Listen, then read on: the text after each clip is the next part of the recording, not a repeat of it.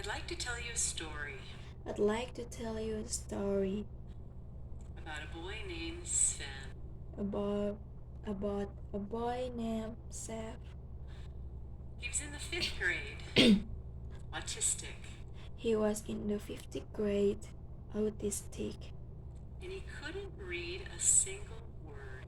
and he couldn't read a single word. Not it, me, the, nothing. Not it, me, the, nothing. His teachers told his family that he may never learn to read. His teacher told his family that he may never learn to read.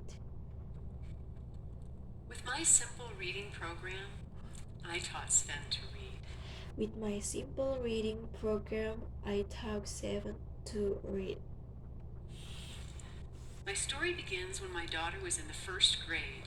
My story begins when my daughter was in the first grade. She was a challenged reader. She was a challenged reader. At that time, I didn't know about challenged readers. At the time, I didn't know about challenged reader. Everyone can read, right? Everyone can read, right? Wrong. According Wrong.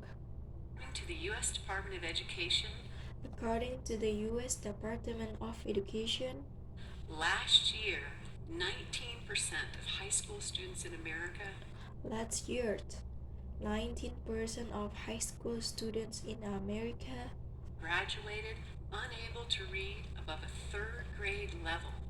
graduate unable to read above a third grade level, Which is considered functionally illiterate. which is considered functionally illiterate. That's nearly 1 in 5 students. That's nearly 1 in 5 students, Or 500,000 new graduates. or 500,000 new graduates Each year. each year.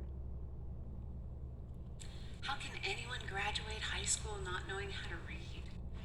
How can anyone graduate high school not knowing how to read? Teachers are doing everything they can to help these kids. Teachers are doing everything they can to help these kids. But the traditional way of teaching reading But the traditional way of teaching reading does not work for many students. does not work for many students.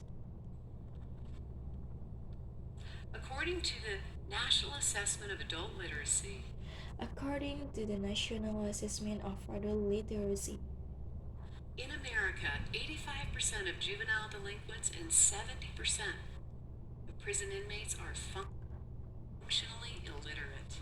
in America, 95% of juvenile delinquents and 70% of prison inmates are functionally illiterate. Illiteracy is the number one predictor of future criminal activity.